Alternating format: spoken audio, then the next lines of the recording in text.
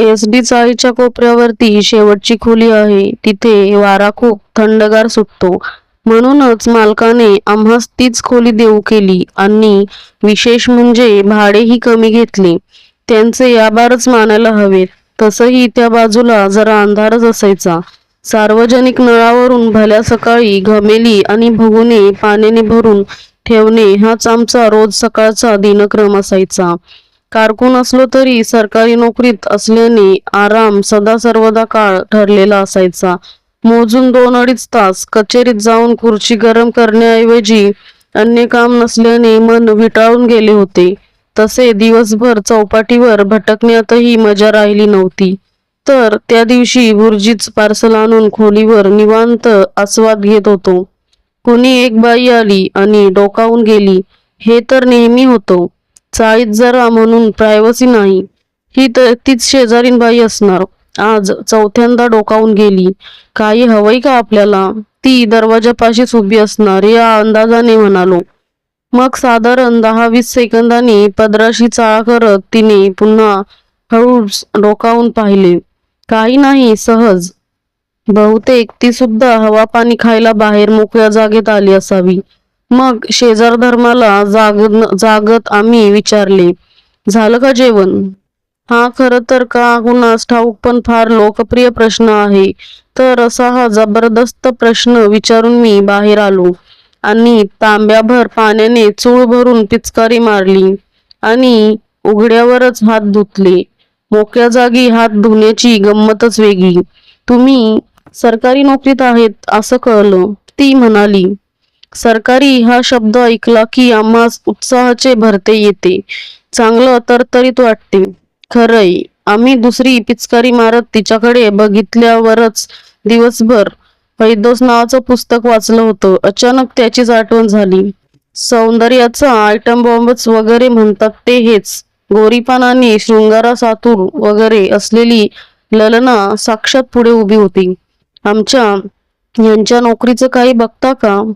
तिनं लाडवळपणे विचारलं. ह्यांचं म्हणजे तिच्या नवऱ्याबद्दल बोलत होती ती. नक्कीच नक्कीच, फक्त तेवढी कागदपत्रे वगैरे आणून द्या.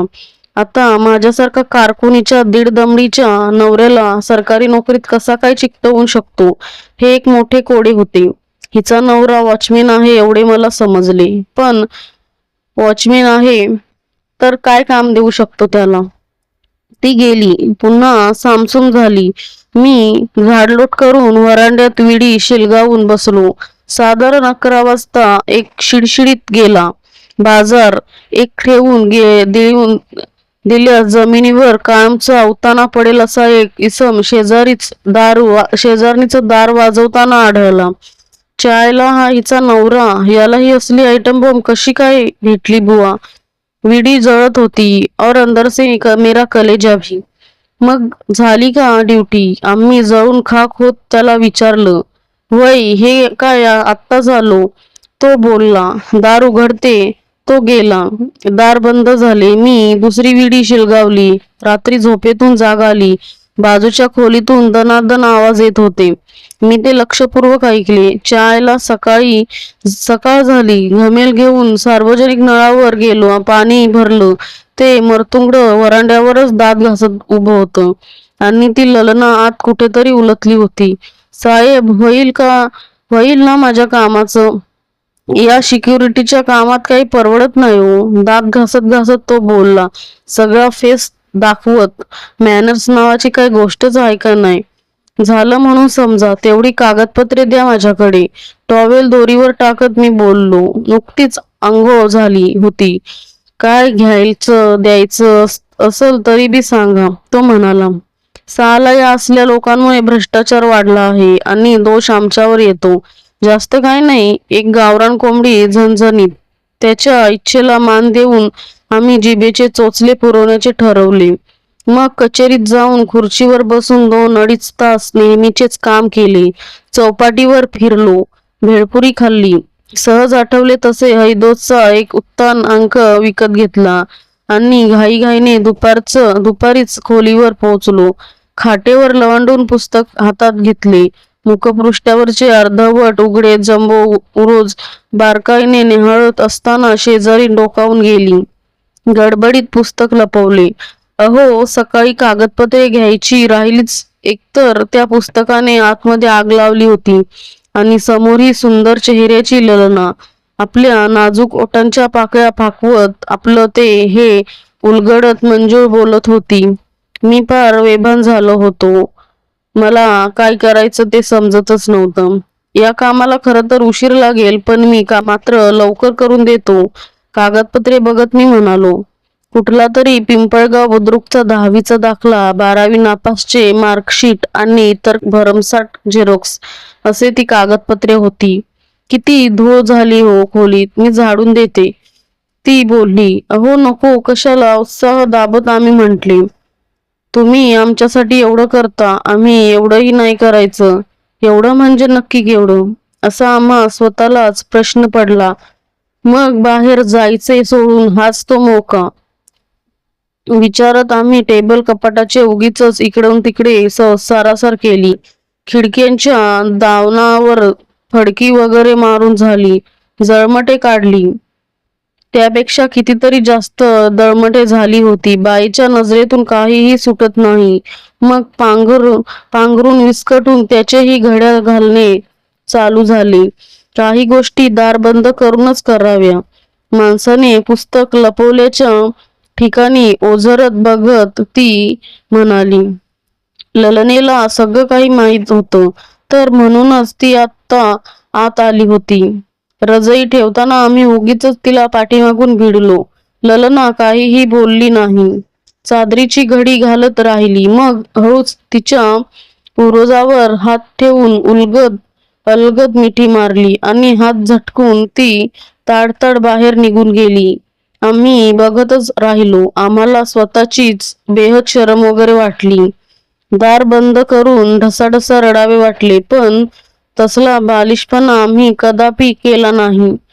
खिडकीवरची स्वच्छ झालेली दावदाने निरखत जरा वेळ झोपलो. संध्याकाळी दार वाजले. दारात मरतुंगडा उभा होता. म्हणजे हा आता आमच्याशी झगडणार तर. कोंबडी शिजायला टाकली, या बाहेर बसू. मरतुंगडा चांगला मूडमध्ये येऊन सांगत होता. हे भलतच. अहो नको, आज मूड नाही. आम्ही त्यास सांगितले. तुमची इच्छा म्हणूनच आणली आहे, नाही म्हणून कसं चालेल. ललना स्वयंपाक खोलीतून बाहेर येत बोलली, अगदी लाडवीपणे. मग मात्र आमचाही मूड परतला. व्हरांड्यावर गार हवेत विडी शिलगावून आम्ही बसलो. कोंबडीचा सुगंध आसमानात दरवळत होता.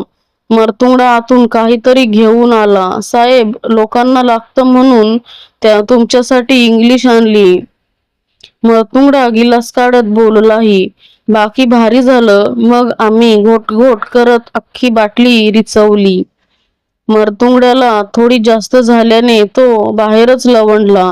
मग ललना म्हणाली, आधी तुम्ही जेवून घ्या. कोंबडी थर्मास होती. वादच नाही. पण बनविणारी आतून खट्टू झाली होती. मी म्हणालो, आमचा राग आला आहे का? ललना म्हणाली, नाही, तुमची काय इच्छा आहे मला चांगलंच ठाऊक आहे. तुमच्या ह्यांना नोकरी लावणं माझ्या हातानं नाही. माफ करा, दारूत नशेत माणूस खरं बोलतो म्हणून सांगून टाकलं. माझ्याच्यानी नाही होणार त्यांची नोकरी लावायला. मला माहिती आहे, ती म्हणाली. मी चमकून तिच्याकडे पाहिलं. पण माझं प्रेम आहे तुमच्यावर. ललना आता मूडमध्ये येऊन गुलुगुलू बोलायला लागली. मी रस्सा ताटात ओतून घेतला आणि तंगडीचा घास घेऊन भाकरी कुस्करायला प्रारंभ केला. का बरं, असं काय आहे माझ्यात? मी तर एक साधा कारकून. लिंबू पिळत मी कलेजीवरही ताव मारला.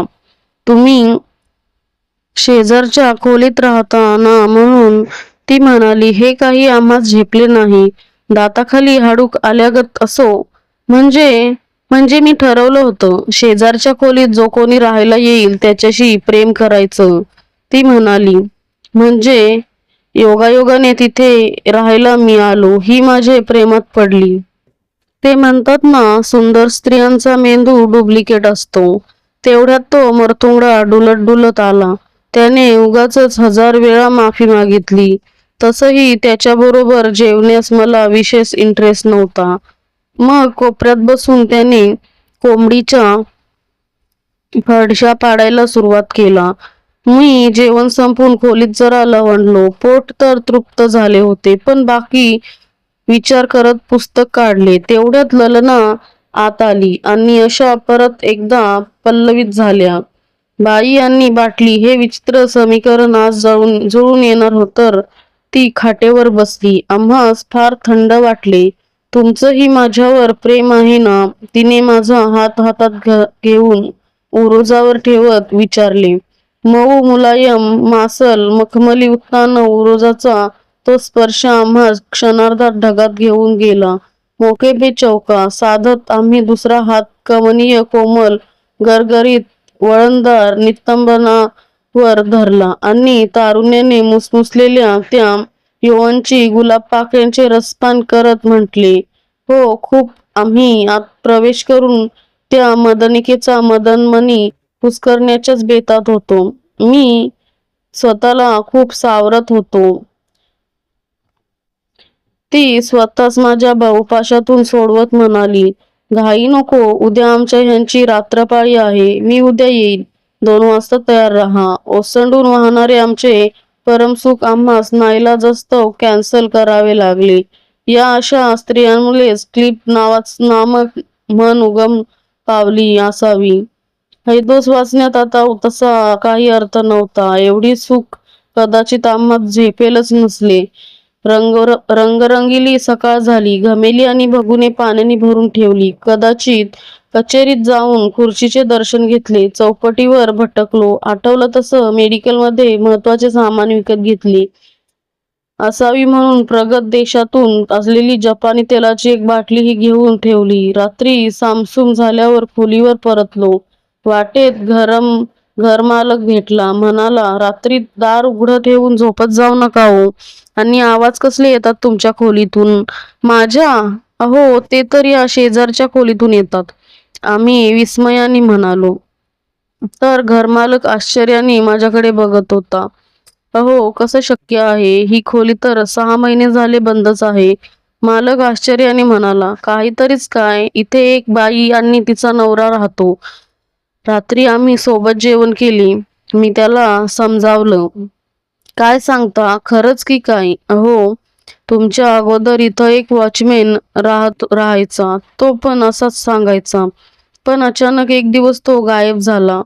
आता मात्र चिडीचूप शांतता पसरली. मी पुरता टरकून गेलो. मग मालक समजवण्याच्या सुरात म्हणाला, हे बघा, तुमच्यापासून काम काय लपवायचं? तुम्ही सरकारी नोकर. या खोलीत एका बाईने आपलं जीवन संपवलं आहे. हे खरं आहे. तिच्या नवऱ्याचे बाहेर संबंध होते म्हणे, पण मला काय हे लपवायचं नव्हतं. पण दुसऱ्यांदा तिच्याविषयी कुणीतरी सांगतंय म्हटल्यावर मला तुमची चिंता वाटली. हे ऐकून मी सुन्न झालो. म्हणजे सुन्न झालो पाहिजे.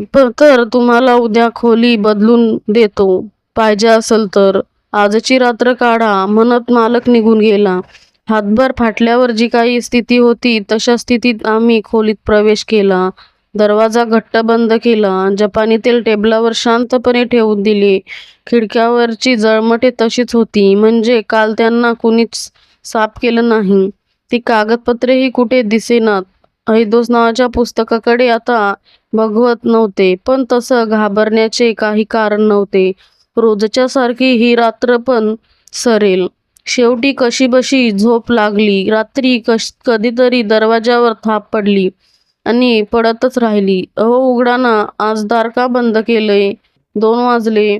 मी आले. भीतीनं माझी गाळ उडाली. पण होते तरी काय बघू म्हणून मी शेवटी दरवाजा उघडलाच. लोक म्हणतात त्या रात्री खोलीमध्ये एवढे दणके बसत होते की अख्खी बिल्डिंगच दनादन गेली होती. तर मित्रांनो, तुम्हाला या कथेतील दुसरा भाग ऐकायचा असेल तर आपल्या चॅनलला सबस्क्राईब करा. अशाच नवीन नवीन कथा ऐकण्यासाठी चॅनलला सबस्क्राईब आणि लाईक करा. धन्यवाद.